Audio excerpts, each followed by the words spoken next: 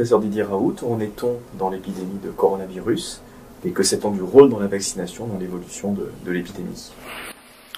Là, vous allez voir ce site que je vous conseille de consulter et de voir tout le temps, qui est celui du John Hopkins, où vous allez voir qu'on est quasiment à 10 milliards de vaccins. Il n'y a jamais eu autant de cas. Aux États-Unis, la situation explose. La France, qui tient le record juste après les États-Unis, la situation est exactement la même. Et ce qui est extrêmement étrange et intéressant, c'est le niveau de tension sur la volonté d'augmenter la couverture vaccinale pour un vaccin dont on a la preuve sous les yeux qu'il ne marche absolument pas. Et donc ça, c'est extrêmement intéressant, puisque à la limite, on peut toujours dire, écoutez, les gens qui sont fragiles pourraient être vaccinés, ce qui est vrai.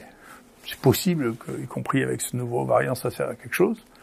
Mais il n'y a aucun intérêt démontré, aucun à vacciner une population qui n'est pas à risque, puisque l'épidémie flambe de plus en plus au fur et à mesure qu'on fait des vaccins, et plus on fait de vaccins, plus il y en a. Donc on est dans une situation qui est compliquée. Pourquoi est-ce qu'il y a cette étape ? C'est ce que j'ai eu l'occasion de dire. D'abord, on est sorti de la science. C'est plus du tout de la science. C'est de la croyance, c'est de la religion. Ça avait été très très bien défini, ça, par Karl Popper. Karl Popper, qui est le premier historien des sciences, analyste des sciences du XXe siècle, disait, si vous ne pouvez pas trouver des éléments qui montrent que votre théorie scientifique est fausse, c'est que ça n'est pas une théorie scientifique, c'est de la religion. Personne ne remet vraiment en cause cette manière de penser, qui est un peu complexe, la falsifiabilité. Si vous ne pouvez pas accepter que votre théorie est fausse, vous êtes sorti de la science et vous y croyez quoi qu'il arrive. Et donc, vous commencez à avoir des comportements religieux qui sont ceux de l'exigence. Et je vais vous donner deux très grandes études qui montrent comment, quand on est sorti du monde scientifique pour rentrer dans le monde de la conviction non scientifique, on peut faire n'importe quoi. La première expérience, c'est l'expérience de H sur le conformisme. Il réunit des gens qui sont des acteurs et fait venir petit à petit des témoins naïfs et il leur montre sur un papier des lignes en leur demandant si la ligne qu'on leur montre est plus grande ou plus petite que des lignes de référence. Les deux premières fois, les acteurs donnent la bonne réponse. La troisième fois, les 8 ou 9 acteurs qui sont là donnent une réponse qui est impossible. On voit bien que la ligne est beaucoup plus petite que les autres. Eh bien, il va y avoir près de 40% des gens à qui on va demander qui vont se conformer à la majorité alors qu'ils voient bien que ça n'est pas vrai. Et donc ça, c'est le conformisme social. Ça veut dire que c'était, comme toujours, il y a toujours un conte ancien qui explique ça, c'est les habits neufs de l'empereur. L'empereur se fait faire des habits neufs, en réalité, le couturier s'est moqué de lui, il n'a aucun habit, il se promène et tout le monde dit, vous avez vu comme c'est beau, vous avez vu comme c'est beau, jusqu'au moment où il y a un gosse qui dit, mais vous voyez pas qu'il est tout nu, et d'un coup tout le monde dit, c'est vrai qu'il est tout nu. Mais jusque-là, toute la population disait, regardez les magnifiques habits de l'empereur, parce qu'on leur avait dit de croire ça. Donc, méfiez-vous d'être d'accord avec la majorité, ça ne veut pas dire que vous avez raison. Parfois même, en face de vos propres sens, vous allez accepter d'être conforme à ce que l'on vous dit et de déconnecter ce que vous vivez, ce que vos sens vous disent, de ce que l'on vous fait croire. La deuxième expérience, qui est une expérience terrible, c'est l'expérience de Milgram.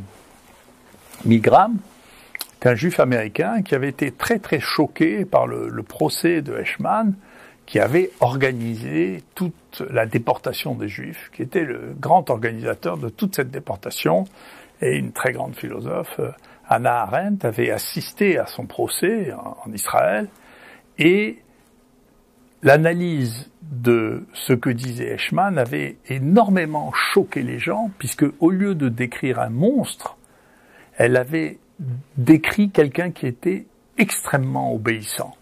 Il voulait faire le mieux possible. Il était très fier d'avoir réussi à organiser des transferts de trains de dizaines de milliers, de centaines de milliers de personnes, sans même se poser la question de savoir si moralement c'était acceptable de faire une chose pareille.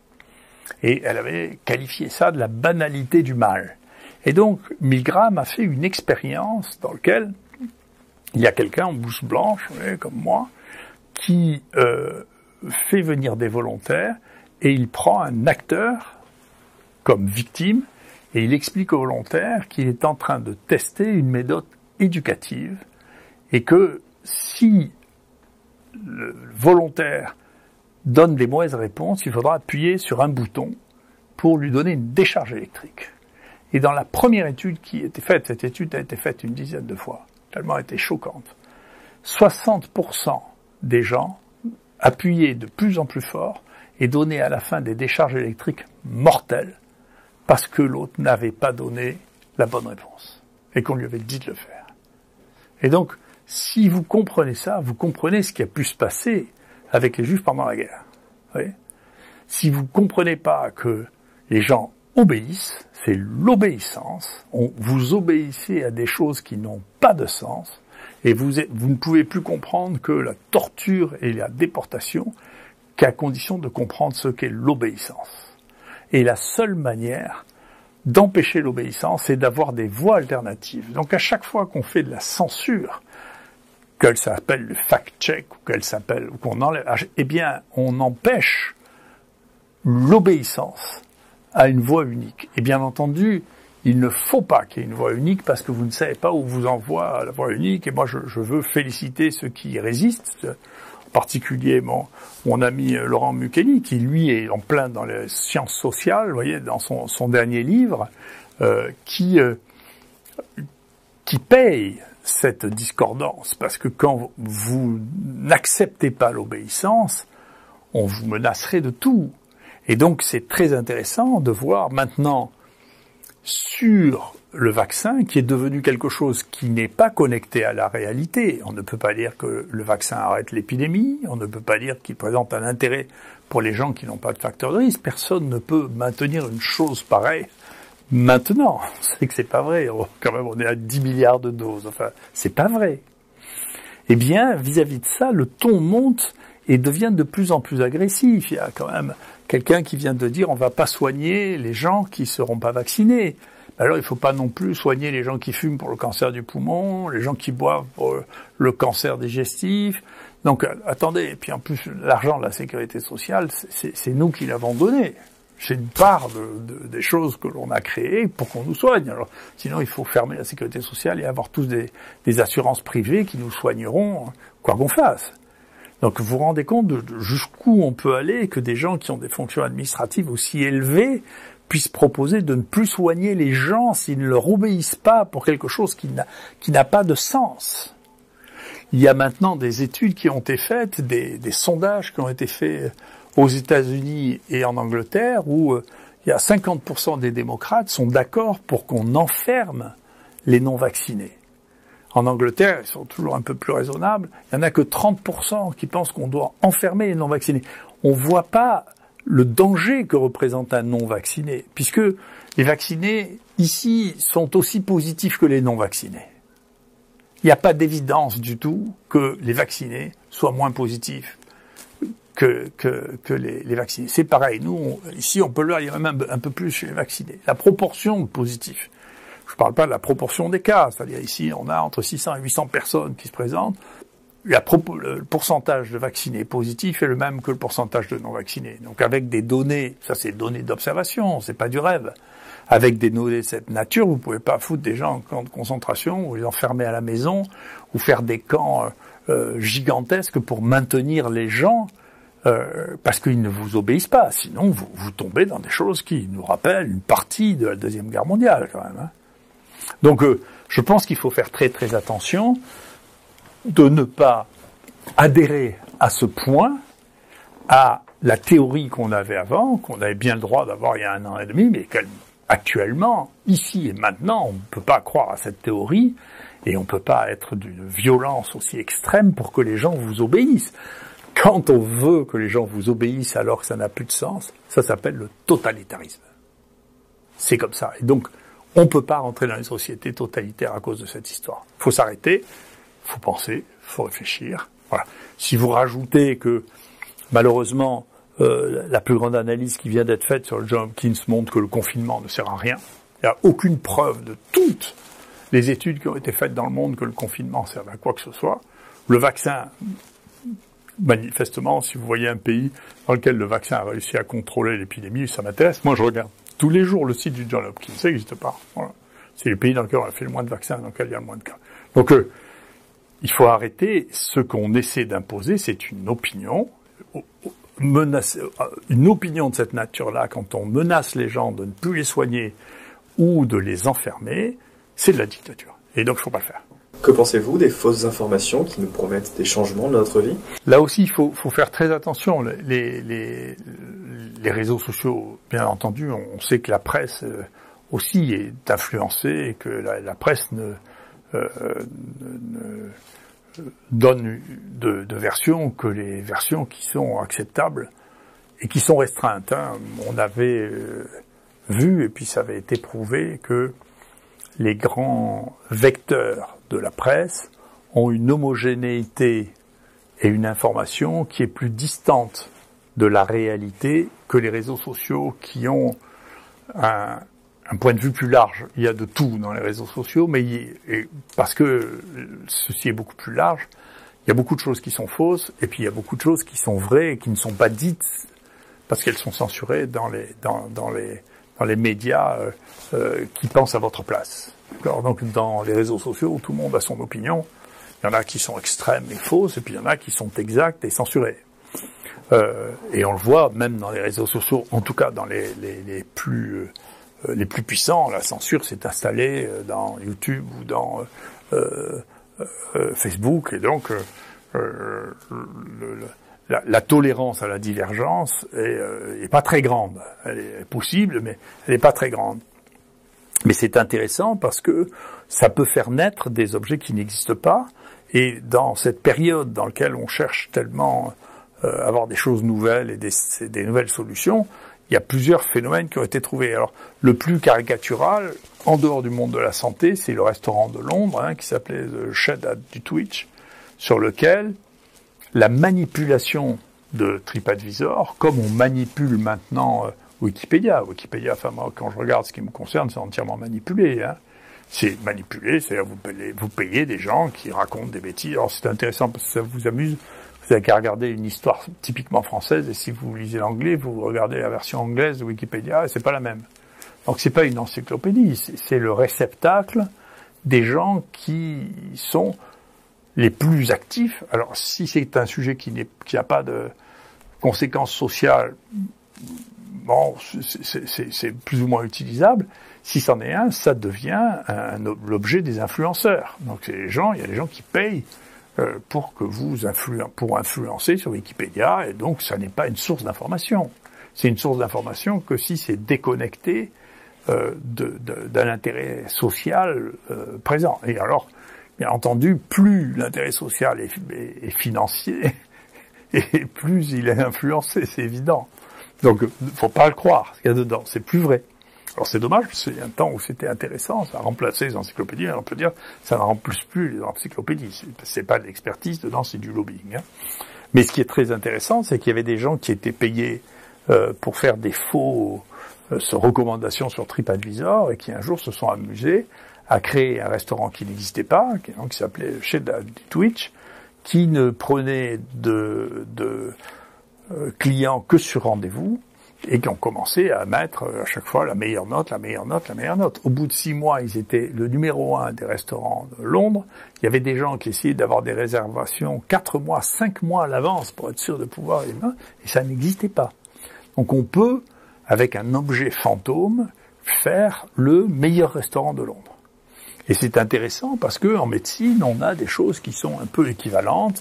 Par exemple, là, le procès qui est très qui excite beaucoup les gens, c'est celui de Theranos, vous voyez, où c'est cette jeune femme qui a monté une boîte dans laquelle on pouvait faire le diagnostic de toutes vos maladies sans même vous faire de prise de sang, et donc ça faisait rêver les gens. Et donc il y a des gens qui ont de l'argent à mettre, c'est une start-up californienne avec une jeune femme dynamique. Elle a réussi une capitalisation de 9 milliards de dollars et il n'y avait rien. D'accord? C'est la même chose que le restaurant. D'accord? Et puis il y en a une autre avec une amie qui m'est chère, qui est de même nature, qui s'appelle Ubiome, et qui, elle, vous donnait pour $100 tout votre état de santé en analysant vos selles. Et c'est une grande scientifique qui fait parler d'elle beaucoup en ce moment.